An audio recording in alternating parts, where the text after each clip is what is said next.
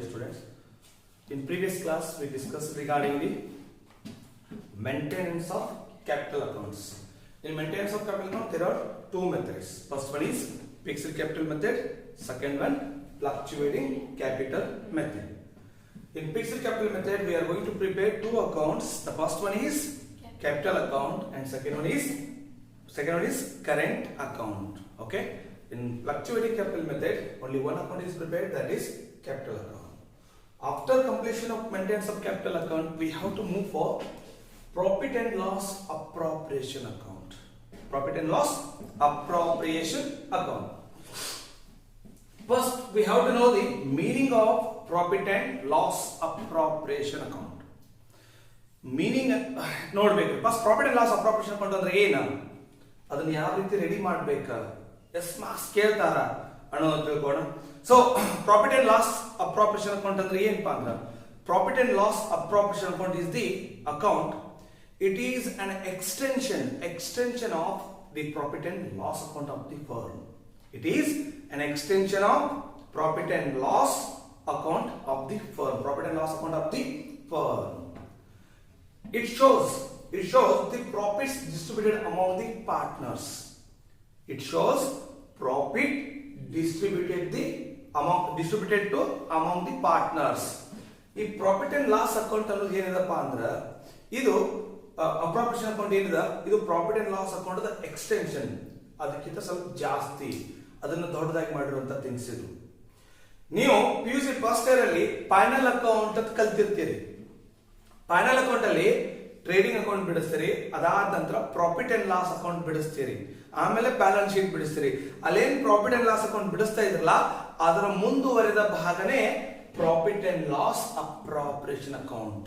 Next part ಅದೇ profit and loss account ಮುಂದುವರೆದ ಭಾಗ ಅಂತ ಅರ್ಥ ಆಗುತ್ತೆ ಎಲ್ಲರಿಗೂ. ಸೊ ಹಾಗಾದ್ರೆ ಅದರ ಮುಂದುವರೆದ ಭಾಗ ಇದು.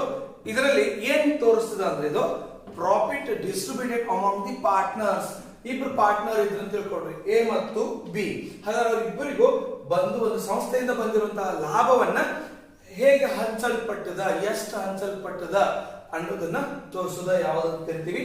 Profit and loss appropriation account. ನೋಡ್ರಿ, once again I repeat that meaning of profit and loss appropriation account. Profit and loss appropriation account is the account. It is an extension of the profit and loss account of the firm. It is an extension of the profit and loss account of the firm. It shows the profit distributed among the partners. Profit distributed among the partners. All the adjustments, and also continue, all the adjustments in respect of interest on drawings, interest on capital, salary, commissions are recorded through the profit and loss account. Recorded through the profit and loss account. How simple irtadari. First point, extension of profit and loss account of the firm. Second point, profit distributed among the partners. Third point, all the adjustments recorded in profit and loss appropriation account. So what are the adjustments? You have to see in board. ಅರ್ಥ ಆಗುತ್ತೆ ಎಲ್ಲರಿಗೂ? ಇದು profit and loss account meaning.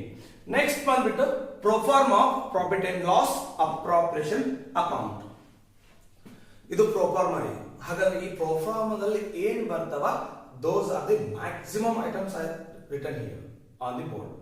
ನೋಡ್ರಿ, ಈ proforma ಏನಿದೆ ಇದನ್ನ perfect ಆಗಿ ನಿಮ್ಮ ಮೈಂಡ್ ನಾಗ ಕಾನ್ಸೆಪ್ಟ್ ಅನ್ನು ಫಿಕ್ಸ್ ಮಾಡ್ಬಿಡ್ರಿ. ಇದಕ್ಕಿಂತ ಹೆಚ್ಚಿಗೆ ಐಟಮ್ಸ್ ಏನ್ ಬರಂಗಿಲ್ಲ ಸರ್. ಅರ್ಥ ಆಗುತ್ತೆ ಎಲ್ಲರಿಗೂ? ಹಾಗಾದ್ರೆ ಏನೇನಿದೆ ಒಂದ್ಸಾರಿ ನೋಡೋಣ.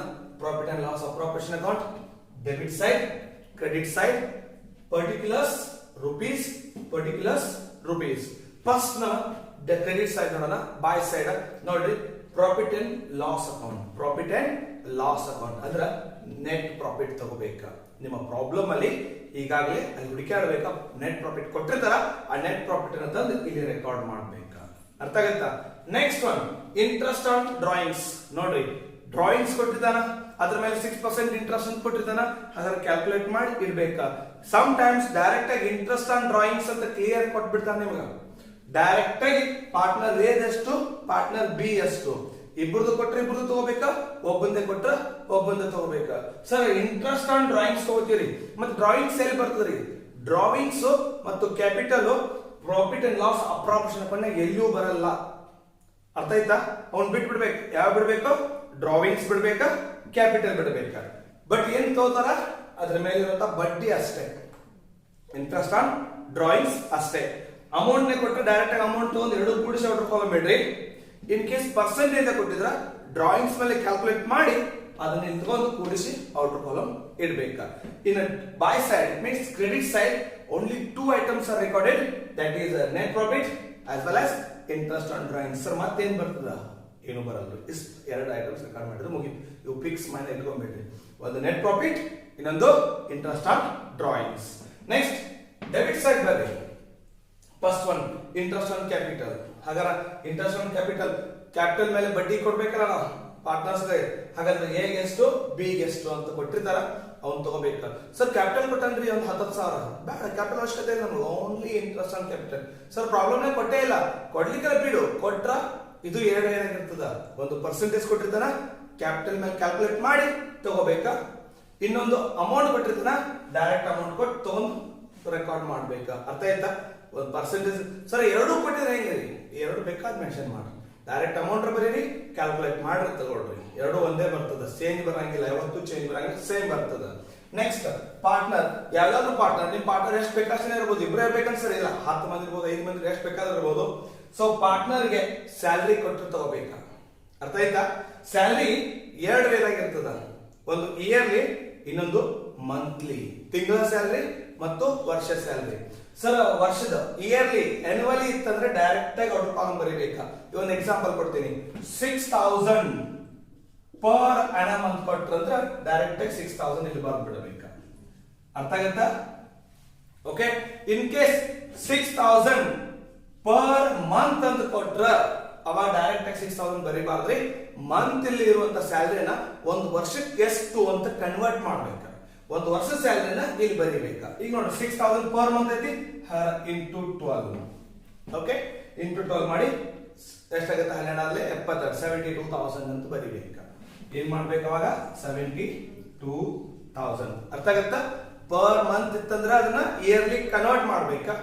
ಇಯರ್ಲಿ ಇತ್ತಂದ್ರೆ ಅಥವಾ ಎನ್ಯುವಲಿ ಅಂತಿದ್ರೆ ಪರ್ ಅನಮ್ ಅಂತಿದ್ರೆ ಅದನ್ನ ಡೈರೆಕ್ಟ್ ಬರೀಬೇಕಾ. ಅರ್ಥ ಆಗತ್ತಾ? ಹಾಗಾದ್ರೆ 9 ತಿಂಗಳಿದ್ರೆ ಇಂಟು 9 ಮಾಡ್ಬೇಕಾ, 12 ಮಂತ್ ಇದ್ರೆ ಇಂಟು 12 ಮಾಡ್ಬೇಕಾ, depend upon the problems. Okay, so ಇದು ಸ್ಯಾಲರಿ. ನೆಕ್ಸ್ಟ್ ಕಮಿಷನ್ ಕೊಟ್ಟು ಡೈರೆಕ್ಟ್ ಆಗಿ ಮೆನ್ಷನ್ ಮಾಡ್ರಿ.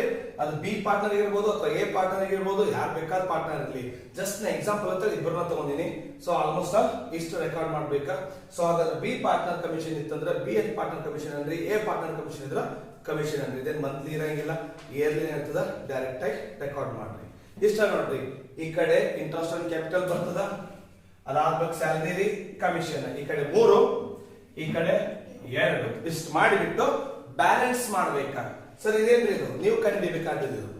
ಈಗ ನೋಡ್ರಿ, ಒಂದ್ ಜಸ್ಟ್ ನಿಮ್ಗೆ ಒಂದು 5 ಮಾರ್ಕ್ಸ್ ಕ್ವಶನ್ ಕೇಳ್ತಾನ. ಏನಂತ ಕೇಳ್ತಾನ? ಲಕ್ಷ ಕೊಡ್ರಿ. 5 ಮಾರ್ಕ್ಸ್ ಕ್ವಶನ್ ಇರ್ತದ. ಪ್ರಾಕ್ಟಿಕಲ್ ಓರಿಯೆಂಟೆಡ್ ಹೆಂಗ್ ಕೇಳ್ತಾನ ಮತ್ತು ಸೆಕ್ಷನ್ ಬಿ ಅಲ್ಲಿ ಹೆಂಗ್ ಕೇಳ್ತಾನ 6 ಮಾರ್ಕ್ಸ್ ಗೆ ಅಂದ್ರೆ, ಸೆಕ್ಷನ್ ಬಿ ಅಲ್ಲಿ ನಿಮ್ಗೆ ಒಂದು ಪ್ರಾಬ್ಲಮ್ ಕೊಡ್ತಾನ, ಈ ತರ ಸಾಲ್ವ್ ಮಾಡ್ರಿ ಅಂತ ಹೇಳ್ತಾನ. ಪ್ರಾಕ್ಟಿಕಲ್ ಓರಿಯೆಂಟೆಡ್ ನಿಮ್ಗೆ ಹೇಳಿಲ್ಲ with imagine 5 figures, with imagine of 5 items ಅಂತ ಹೇಳ್ತಾನ. ಹೌದಾ? ಹಾಗಾದ್ರೆ ಇವ 5 ಐಟಮ್ಸ್ ಬರೀಬೇಕಾ. ಅಮೌಂಟ್ ಅನ್ನ ನೀವ ಸ್ವತಃ ಮೆನ್ಷನ್ ಮಾಡ್ಕೊತ ಹೋಗ್ಬೇಕಾ. ಸಿಂಪಲ್ ಎಕ್ಸಾಂಪಲ್ ನೋಡೋಣ. ಓಕೆ, 30,000 ನೆಟ್ ಪ್ರಾಫಿಟ್ ಐತೆ ಅಂತ ತಿಳ್ಕೊಳ್ರಿ. ಇಂಟ್ರೆಸ್ಟ್ ಆನ್ ಡ್ರಾಯಿಂಗ್ಸ್ ಇದೆ, ಒಬ್ಬಗ 500 ಇನ್ನೊಬ್ಬ 500 ಅಂತ ಹೇಳಿ 2 ಕೂಡಿಸಿದ್ರ 1,000 ರೂಪಾಯಿ ಆಯ್ತು. ಇದು ಕಂಪ್ಲೀಟ್ ಆದ 2. ಇನ್ನು ಇಂಟ್ರೆಸ್ಟ್ ಆನ್ ಕ್ಯಾಪಿಟಲ್ ಬಂದ್ರ ಈ ಕಡೆ ಒಬ್ಬ 1,000 ಇನ್ನೊಬ್ಬಗ 1,000, 2 ಕೂಡಿಸಿದ್ರ 2,000 ಆಯ್ತು ಇಂಟ್ರೆಸ್ಟ್ ಆನ್ ಕ್ಯಾಪಿಟಲ್. ಪಾರ್ಟ್ನರ್ ಹೇಗೆ ಸ್ಯಾಲರಿ ಕೊಟ್ರ ಒಂದ್ 5,000 ರೂಪಾಯಿ ಸ್ಯಾಲರಿ ಅಂತ ತಿಳ್ಕೊಡ್ರಿ, ಅಥವಾ ಮಂತ್ಲಿ ಕೊಟ್ರ ಮಂತ್ಲಿ ಬರೀರಿ, ಇಯರ್ಲಿ ಕೊಟ್ರ ಇಯರ್ಲಿ ಬರ್ಕೊಡ್ರಿ. Just 5,000, just imagine. Okay, imagine figures ಬರೀಲಿಕ್ಕೆ. ಪಾರ್ಟ್ನರ್ ಬಿ ಕಮಿಷನ್ ಬಂದು 3,000 ಕಮಿಷನ್ ಕೊಡೋಣ, ಮುಗೀತು. 5 ಐಟಮ್ಸ್ ರೆಕಾರ್ಡ್ ಮಾಡಿದ್ರೆ ಈಗ ಬ್ಯಾಲೆನ್ಸಿಂಗ್ ಮಾಡೋದು. ಅಂದ್ರೆ ಬ್ಯಾಲೆನ್ಸಿಂಗ್ ಅಂದ್ರೆ ಪ್ರಾಫಿಟ್ ಅನ್ನ ಕಂಡುಹಿಡಿಯೋದು. ಓಕೆ, ಇಲ್ಲಿ ನೋಡ್ರಿ, 30,000 ಪ್ಲಸ್ 1,000 31,000. ಈ ಕಡೆನು 31,000. ಈ 31,000 ನಾಗ ಈ 10,000 ಮೈನಸ್ ಮಾಡಿದ್ರೆ ಎಷ್ಟು ಉಳಿತದ? 21,000. That is the profit. ಅರ್ಥ ಆಗತ್ತಾ? ಇತರ ಅರ್ಥ ನೆನ್ಪಿಟ್ಕೋಬೇಕು, ಇನ್ನ ಕನ್ಫ್ಯೂಸ್ ಆಗಬೇಡ್ರಿ. ಈ ಕಡೆ ಬಂದ್ರ ಅದು ಪ್ರಾಫಿಟ್, ಏನಂತ ಕರಿತೀವಿ? ಪ್ರಾಫಿಟ್. ಸರ್ ಬ್ಯಾಲೆನ್ಸ್ ಈ ಕಡೆ ಬಂದ್ರೆ ಹೆಂಗ್ರಿ? ಈ ಕಡೆ ಜಾಸ್ತಿ ಆಗಿ ಈ ಕಡೆ ಬಂದ್ರ ಬೈ ಲಾಸ್. ಅರ್ಥ ಆಗತ್ತಾ? ಈ ಕಡೆ ಬಂದ್ರೆ ಲಾಸ್ ಅಂತ ಅನ್ಬೇಕು, ಈ ಕಡೆ ಬಂದ್ರೆ ಅದನ್ನ ಪ್ರಾಫಿಟ್ ಅನ್ಬೇಕು. ಈ 21,000ನ ಎ ಗೆಷ್ಟು ಬಿ ಗೆಷ್ಟು ಅಂತ ಹಂಚಬೇಕು on the basis of ratio. Ratio ಇರ್ತದೆ ನಿಮ್ಮ ಪ್ರಾಬ್ಲಮ್ ರೇಷಿಯೋ ಕೊಟ್ಟಿರ್ತಾರ 4:1 2:3 ಹಿಂಗ್ ಕೊಟ್ಟಿರ್ತಾರ. ಹೌದಾ? ಏನು ಕೊಟ್ಟಿರ್ಲಿಕ್ಕೆ ಸರ್ ಈಕ್ವಲ್ ಆಗಿ ಹಂಚ್ಬಿಡೋದು. ಈಕ್ವಲ್ ಅಂದ್ರೆ 21,000 ಹಂಚಿದ್ರೆ 10,500, ಇನ್ನೊಬ್ಬಗ 10,500 ಈ ರೀತಿ ರೇಷಿಯೋ ಕೊಟ್ರ ರೇಷಿಯೋ ಮೇಲೆ ಹಂಚಬೇಕು. ರೇಷಿಯೋ ಇರ್ಲಿಲ್ಲ ಅಂದ್ರೆ ಈಕ್ವಲ್ ಆಗಿ ಹಂಚಬೇಕು. ಸರ್ ಯಾಕ್ರಿ? In the absence of partnership deed profit sharing ratio equally. Is it right? So ಅಲ್ಲಿ ಪಾರ್ಟ್ನರ್ಶಿಪ್ ಡೀಡ್ ಇಲ್ಲ ಅಂದ್ರೆ ಈಕ್ವಲಿ ಹಂಚ್ಬೇಕಂತ ನಮ್ ರೂಲ್ ಇಲ್ಲ. ಸೊ ಅದಕ್ಕೋಸ್ಕರ ಅಲ್ಲಿ ಏನೋ ರೇಷಿಯೋ ಇರಲಿಲ್ಲ ಅಂದ್ರೆ ಈಕ್ವಲ್ ಆಗಿ ಹಂಚ್ಬಿಡ್ಬೇಕು.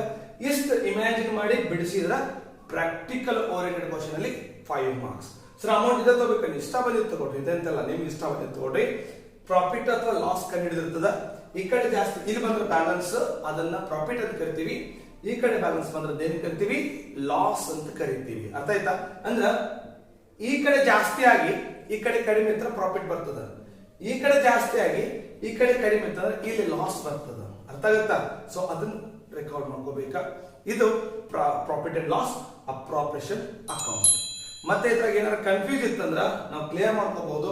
ಸೊ ನಿಮ್ಗೆ ಏನಾರ ಕನ್ಫ್ಯೂಸ್ ಇದ್ರ ನನ್ನ ಜೊತೆ ಮಾತಾಡಿ ಕ್ಲಿಯರ್ ಮಾಡ್ಕೊಡ್ರಿ. ಅರ್ಥ ಆಗುತ್ತಾ? ಸೊ ಇದು ಮರ್ಬೇಡ್ರಿ, ಯಾವಾಗ್ಲೂ ಪ್ರಾಕ್ಟಿಕಲ್ ಓರಿಯೆಂಟೆಡ್ ಇದನ್ನ 5 ಮಾರ್ಕ್ಸ್ ಕೇಳ್ತಾನ ವಿತ್ ಇಮ್ಯಾಜಿನರಿ ಫಿಗರ್ಸ್ ಅಂತ ಹೇಳಿ. ಒಂದ್ಸಾರಿ ಜಸ್ಟ್ ರಿಪೀಟ್ ಮಾಡೋಣ, ಸ್ವಲ್ಪ ಲಕ್ಷ ಕೊಡ್ರಿ. In the absence of partnership deed ಕಲ್ತ್ರಿ ಪ್ರಾಕ್ಟಿಕಲ್ ಓರಿಯೆಂಟೆಡ್ ಕ್ವಶನ್ ಅಲ್ಲಿ. ಮೇಂಟೆನೆನ್ಸ್ ಆಫ್ ಕ್ಯಾಪಿಟಲ್ ಅಲ್ಲಿ ಒಂದು ಫಿಕ್ಸ್ಡ್, ಇನ್ನು ಫ್ಲಕ್ಚುಯೇಟ್ 3 ಅದು, ಇದೊಂದು 4. ಟೋಟಲ್ ಈ ಚಾಪ್ಟರ್ ಅಲ್ಲಿ 4 ಪ್ರಾಕ್ಟಿಕಲ್ ಓರಿಯೆಂಟೆಡ್ ಕ್ವಶನ್ ಕಲ್ತ್ರಿ. ಆಮೇಲೆ ಸರ್ ಸೆಕ್ಷನ್ ಬಿ ಅಲ್ಲಿ 100% ಕಂಪಲ್ಸರಿ ಈ ಕ್ವಶನ್ ಇರ್ತದ. ಒಂದು ಪ್ರಾಬ್ಲಮ್ ಕೊಟ್ಟಿರ್ತಾನ 6 ಮಾರ್ಕ್ಸ್ ಗೆ, ಆ ಪ್ರಾಬ್ಲಮ್ ಅನ್ನ ಸಾಲ್ವ್ ಮಾಡ್ಬೇಕು ನೀವ. ಹಾಗಾದ್ರೆ ಹೆಂಗಿರ್ತದ ಪ್ರಾಬ್ಲಮ್, ನಾವ್ ಯಾವ ರೀತಿ ಸಾಲ್ವ್ ಮಾಡ್ಬೇಕ ಅನ್ನೋದನ್ನ ನೆಕ್ಸ್ಟ್ ಕ್ಲಾಸ್ ಅಲ್ಲಿ ನಾವು ಒಂದು ಪ್ರಾಬ್ಲಮ್ ತಗೊಂಡು ಸಾಲ್ವ್ ಮಾಡೋಣ. ಓಕೆ, ಬಟ್ ಅದಕ್ಕಿಂತ ಮುಂಚೆ ನಿಮಗೆ ಗೊತ್ತಿರಲಿ, this is the proforma of profit and loss appropriation account as well as practical oriented question. Okay, proforma ಮರಿಬೇಡ್ರಿ ನೀವು, ಫಿಕ್ಸ್ ಮಾಡ್ರಿ, ಮೈಂಡ್ ಅಲ್ಲಿ ಕೂತ್ ಬಿಡ್ಬೇಕಿದು. Profit and loss account, interest on drawings, interest on capital, salary, commission, profit transfer to partners capital account. ಎಲ್ಲಿ transfer ಮಾಡ್ಬೇಕು? ಅದನ್ನ partners capital account transfer ಮಾಡ್ಬೇಕು. ಅರ್ಥ ಆಗುತ್ತಾ? ಇದು ಬರೆಯಬೇಕು ಕಂಪಲ್ಸರಿ. ಇದಷ್ಟು ಫಿಕ್ಸ್ ಇರ್ಬೇಕು ನಿಮ್ಮ ಮನೆಯಾಗ. ಯಾವಾಗ ಕೇಳಿದ್ರು ರಾತ್ರಿ ವಿಷಯದ್ರು ಸರ್ ಇದಾರೆ ನೋಡ್ರಿ profit and loss appropriation proforma ಏನ್ಬೇಕು. ಪ್ರೊಫಾರ್ಮಾ ಪರ್ಫೆಕ್ಟ್ ಆಗಿ ಬರ್ತಾಗಿರೋ 2-3 ಸರಿ ತೆಗೆದಿದ್ದು ಪರ್ಫೆಕ್ಟ್ ಮಾಡ್ಕೊಡ್ರಿ. ಯಾವಾಗ ಕೇಳಿದ್ರು ಹೇಳ್ತೀನಿ ಅನ್ನುವಂತ ಕಾನ್ಫಿಡೆಂಟ್ ಬೆಳಿಬೇಕು. ಅರ್ಥ ಆಯ್ತಾ? ಕ್ಲಿಯರ್? ಸೊ ನೆಕ್ಸ್ಟ್ ಕ್ಲಾಸ್ ಏನ್ ಮಾಡೋಣ, ಒಂದು ಪ್ರಾಬ್ಲಮ್ ತಗೊಂಡು ಸಾಲ್ವ್ ಮಾಡೋಣ. Okay, thank you.